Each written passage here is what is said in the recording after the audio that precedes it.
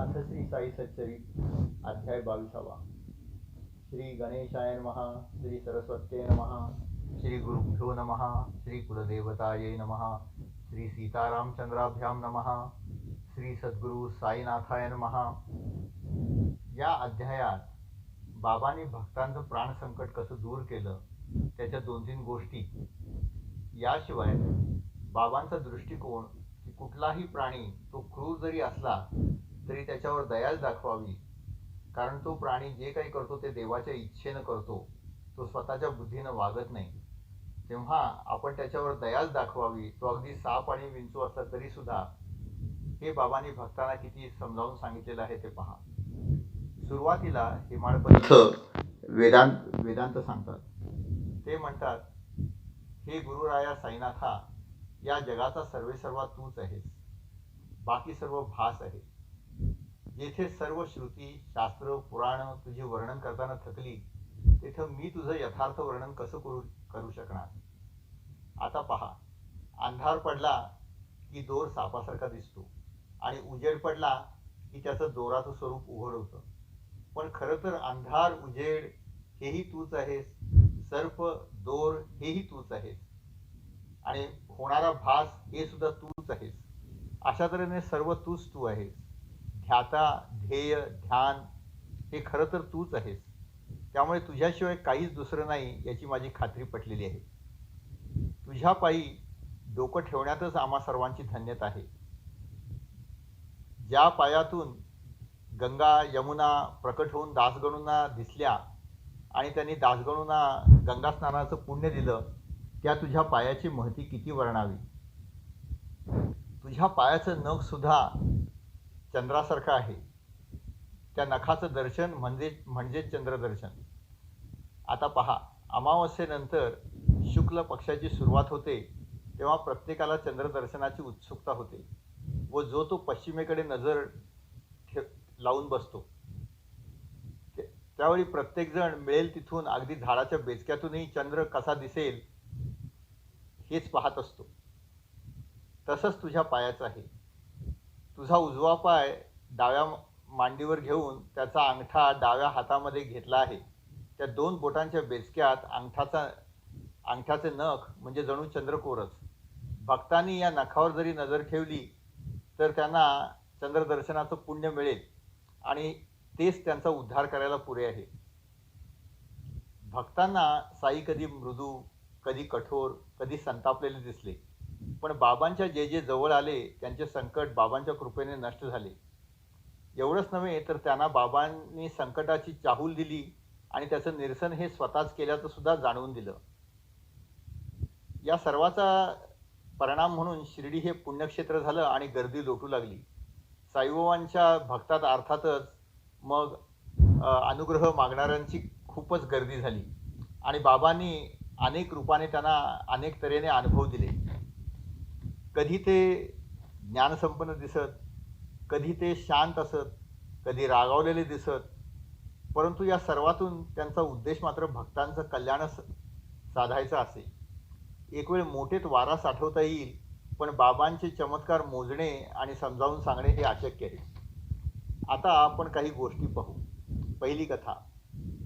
काकासाहेब मिरीकरांचे चिरंजीव व कोपरगावचे मामलेदार बाळासाहेब हे होते.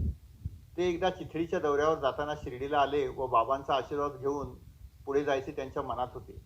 बाबांनी त्यांना म्हटले, अरे जरा बैस, तुला लांब बाबा माहीत आहे का. नंतर त्यांनी डावा हात उजव्या हातात घेतला आणि सापाप्रमाणे फिरवला आणि ते म्हणाले की तो असा भयंकर असतो. त्यांना असं म्हणायचं होतं की साप आहे. त्यानंतर ते म्हणाले, तुला द्वारकामाई माहीत आहे का. हे पहा, ही मशीदच द्वारकामाई आहे आणि आपण तिची सर्व लेकरे आहोत. ही मशीद त्या सापापासून आपलं रक्षण करेल. मिरीकरांना हे बोलणं काही कळेना. असेल काहीतरी असा विचार करत ते निघाले. मग अचानक बाबा माधवरावांना म्हणाले, श्यामा, तू त्याच्याबरोबर चिखलीला जा, तुलाही बरं वाटेल. माधवरावांनी लगेच मिरीकरांना म्हटले की बाबांनी मला तुमच्याबरोबर यायला सांगितलेलं आहे. मिरीकर म्हणाले, अहो राहू द्या, तुम्ही कशाला येता, तुम्हाला विनाकारण त्रास होईल.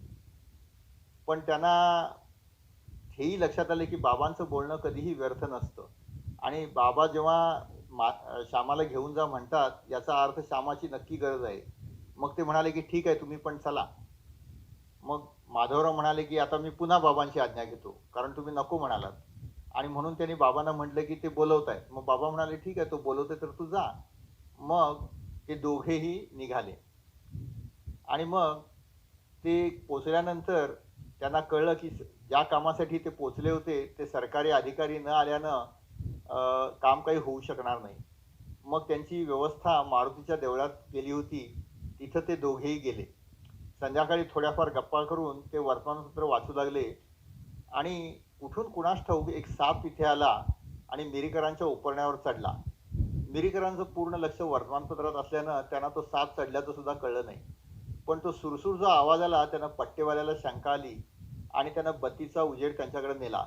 साप दिसता सर्वजण साप साप ओरडू लागले आणि पण त्याला मारणं शक्य नव्हतं कारण तो त्यांच्या उपरण्यावर होता आणि तो त्यांना चावू शकला असता. माधवरावने लगेच बाबांना साकडे घातले की हे संकट निवारा.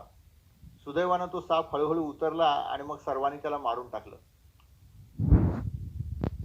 सर्वांचीच खात्री झाली की निघण्याआधीच बाबाने जे लांब भावाबद्दल बोलणं केलं होतं ते या सापाबद्दलच होतं आणि त्यांनी त्या संकटाचं निवारण केलेलं आहे.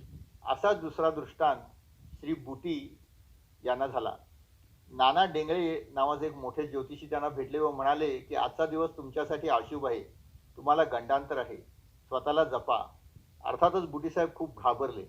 त्यानंतर ते साई दर्शनाला जाताना बाबा म्हणाले की हे नानासाहेब तुला मारू पाहतात का? त्यांना म्हणावं खुशाल मारा आणि मी वाचवीन तुम्हाला, पाहू कोण जिंकतो. त्यानंतर संध्याकाळी बुटीसाहेब जेव्हा शौचाला गेले तेव्हा त्यांना तिथे एक साप दिसला. लगेच त्यांनी गड्याला सांगितले की याला मारायला लागेल. सुदैवानं तो साप भिंतीवर चढू लागला. चढता चढता पडला आणि तेथून भोकातून पळून गेला आणि गायब झाला आणि अशा रीतीने त्यांच्यावरचंही संकट टळलं. यानंतरची कथा ही कोराळे गावच्या अमीर शक्कर नावाच्या भक्ताची आहे. ते बांद्राला राहत व दलालीचा धंदा करत. त्यांना एकदा संधिवाताने घेरले. ते बरे होण्यासाठी बाबांच्या दर्शनाला आले तर बाबांनी त्यांना चावडीत राहायला सांगितले. चावडीची जमीन तेव्हा ओबडधोबड होती. तिथे साप, विंचू, पाल सर्व काही होते. आमिराचे तिथे कुत्र्यासारखे हाल होणार हे दिसतच होते. आमिराला बाबांनी मशिदीत येण्याची सुद्धा मनाई केली होती. त्यांना सांगितलं होतं की तू चावडीतच राहा. पण तिथं राहणं हे सोपं नव्हतं. अर्थात एक फायदा होता, बाबा भिक्षेला जाताना किंवा चावडीमध्ये झोपायला येताना त्यांना त्यांचे अप्रत्यक्षपणे किंवा लांबून दर्शन जरूर व्हायचे. तिथे आमिर राहू लागला. परंतु काही दिवस राहिल्यानंतर तो कंटाळला. त्याला मुंबईला स्वतंत्रपणे राहण्याची सवय होती आणि त्यामुळे तो त्या मशिदीत राहून राहून कंटाळला. शेवटी काहीतरी बदल व्हावा म्हणून तो कोपरगावला गेला. तेथील धर्मशाळेत तो उतरला असता तिथे एक फकीर आला. त्यानं आमिराला पाणी मागितलं. आमिरानं त्याला जसं पाणी दिलं तसा तो थोड्या वेळातच दगावला. अर्थातच आमिर शक्करना खूप भीती वाटली. त्यांना वाटलं की आता जर आपण पोलिसात जाऊन याचा रिपोर्ट केला तर पोलीस आपल्यालाच अटक करतील आणि त्रास देतील. पुढे मागं सुटका होईल पण तोपर्यंत आपले हाल होतील. म्हणून मग त्यानं तिथून पळून जायचं ठरवलं. ताबडतोब त्याने मिळेल ती गाडी केली आणि तो शिर्डीच्या वाटेने निघाला. बाबा बाबा वाचवा वाचवा करत तो शिर्डीला परत आला आणि त्याला कळलं की बाबांनी आपल्याला जिथं राहायला सांगितलं तिथून आपण पळून जायची इच्छा बाळगली. म्हणूनच बाबांनी आपल्यावर हे संकट ओढवून इकडे तिकडे जाऊ नको अशी जणू सूचनाच दिलेली आहे. मग तो पुन्हा जो मशिदीत झोपायला लागला तो तिथेच झोपू लागला. अर्थातच पुढे त्याचा आजार बरा झाला. एकदा मध्यरात्री त्याला बाबांच्या आरडाओरड्याने जाग आली. बाबा साप साप म्हणत होते आणि जमिनीवर काठीने प्रहार करत होते. तिथेच त्यांच्या मागे भक्त अब्दुल राहत होता. तो बत्ती घेऊन बाबांकडे आला आणि तपासू लागला पण तिथे काही त्याला दिसलं नाही. पण आमिराला माहित होतं की बाबा स्वतःसाठी ओरडत नसून नक्की कुठल्या तरी भक्तासाठीच ओरडतायत. कारण ही बाबांची नेहमीची पद्धत होती. भक्त संकटात असलं की बाबा म्हणत की माझ्या उशाशी साप आहे, मी संकटात आहे वगैरे. एवढ्यात त्याला तो जिथं झोपायचा तिथं त्यानं पाहिला असता काहीतरी वळवळल्यासारखं दिसलं. म्हणून मग त्यानं अब्दुल बत्ती आण रे म्हणाल्याबरोबर अब्दुल तिकडे गेला, तर त्याच्या स्वतःपाशी त्याच्या उशापाशीच त्याला साप दिसला. अर्थातच तो साप मारला आणि अशा रीतीनं आमिर शक्करला जीवनदान मिळालं. हे सांगून हेमाडपंत पुढे म्हणतात, सर्प विंचू यांना तुकारामाने नारायणाचं रूप म्हटले आहे, पण ते दुरून वंदावे असंही म्हटलेलं आहे. बाबांना भक्तांनी अनेकदा साप विंचू यांना मारावं की नाही हे विचारलं. बाबांनी त्यांना सांगितलं की या जगात परमेश्वराच्या इच्छेविना साप विंचू सुद्धा काही करत नाही आणि म्हणून त्यांना दयाच दाखवावी. हा विषय थोडासा अवघड आहे. समजा एखादा विंचू पाण्यात बुडत असेल, अर्थातच सगळ्यांना आपल्याला त्याची दया येईल. कोणी म्हणेल की हा विंचू इतरांना त्रास देतो, आता हा बुडतो हे चांगलं आहे. तर कोणी म्हणेल नाही नाही, आपण त्याला वाचवलं पाहिजे. पण तो जर वाचवायला गेला तर विंचू त्यालाच चावेल. त्यामुळे विंचू साप यांना दया दाखवावी की नाही हा थोडासा क्लिष्ट विषयच आहे. याविषयी हेमाडपंतांनी आपले काही अनुभव लिहिले आहेत. ते ते म्हणतात, काकासाहेब दीक्षित दररोज बाबांच्या आज्ञेने भावार्थ रामायण वाचत. ते मी दररोज ऐकायला जायचो. रामकथा चालू होती आणि त्यावेळी रामकथेमध्ये हनुमंताची कथा चालू होती. हनुमानाने रामाची अवज्ञा केली आणि त्यामुळे रामबाणाच्या पिच्छाचा वारा लागून तो गरागरा फिरू लागला आणि त्याचा जीव कासावीस झाला, याचे वर्णन सुरू होते. शेवटी हनुमानाचा पिता आला आणि त्याने त्याला वाचवलं, अशी ही कथा आहे. त्याच वेळी ते ऐकत असताना त्यांनी पाहिलं की कुठूनसा एक विंचू आला आणि त्यांनी खांद्यावर टाकलेल्या उपरण्यावर जाऊन बसला होता. त्यांची नजर जाताच त्यांना भीती वाटली, परंतु त्यांनी जर आरडाओरडा केला असता तर मग रामकथेमध्ये व्यत्यय आला असता. म्हणून मग त्यांनी हळूच त्या विंचवाला असलेलं उपरणं खाली घेतलं, त्याला घट्ट त्यातून गुंडाळलं आणि बागेत सोडलं. नंतर तशीच त्यांची दुसरी कथा आहे. एकदा ते काकासाहेब दीक्षितांच्या वाड्यात राहत असता माडीवरील खिडकी नजदीक साप दिसला. तो तिथून हालेना. सर्व लोकांनी त्याला बघितलं आणि त्याला कसा मारावा याबद्दल ते विचार करू लागले, पण तो अवघड जागेत बसला होता.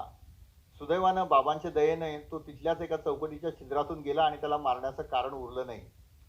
त्या छिद्राच्या खालीच हेमाडपंतांची झोपायची जागा होती. हेमाडपंतांना अर्थातच हायसं वाटलं. त्यावेळी त्यांना मुक्ताराम नावाचे दुसरे भक्त भेटले आणि सापाला मारावं की सोडावं यावर थोडासा वाद झाला. मुक्तारामाचं असं म्हणणं होतं की हा साप इथून गेला हे बरं झालं, त्याला मारलं असतं तर बिचारा जीवाला मुकला असता. तर हेमाडपंत म्हणत होते की अरे, सापाला कोणी दया दाखवतात का? तो जर उतरला असता तर सगळ्यात खाली माझीच वळकटी होती आणि पहिला धोका मलाच होता. अर्थातच हा थोडा वेळ वाद झाला. कोणी मुक्तारामाची बाजू घेतली, कोणी हेमाडपंतांची. आणि मग थोड्या वेळाने हा वाद रात्र बरीच झाली म्हणून मिटला आणि मग सगळेजण झोपले. दुसरे दिवशी जसे हेमाडपंत मशिदीत गेले तसं बाबांनी त्यांना म्हटलं की तुम्ही रात्री का वाजत घालत होता? मग हेमाडपंतांनी त्यांना सर्व सांगितलं आणि म्हटलं की बाबा, सर्प विंचू इत्यादी क्रूर आहेत, परंतु मग त्यांना मारावं की सोडावं आणि मारणं हे चूक की बरोबर? तेव्हा बाबांनी त्यांना पुन्हा सांगितलं की हे पहा, साप विंचू हे विषारी क्रूर आहेत हे खरे, पण देवाच्या इच्छेशिवाय ते काहीच करणार नाहीत. म्हणून तुम्ही त्यांच्यावर दयाच करणं हेच योग्य आणि हाच माझा सल्ला आहे. अशा साईबाबांच्या दयेच्या अनेक कथा आहेत. कधी त्यांनी माणसावर दया केली, त्यांना बरं केलं, त्यांना संकटातून सोडवलं आणि प्राण्यांच्या बाबतीतही त्यांचा दृष्टिकोन हाच होता. आता पुढील अध्यायात भक्त दीक्षितांची बाबांनी कशी परीक्षा घेतली ते वाचू. श्री सद्गुरू साईनाथार्पणमस्तु. शुभम भवतु, शुभम भवतु, शुभम भवतु.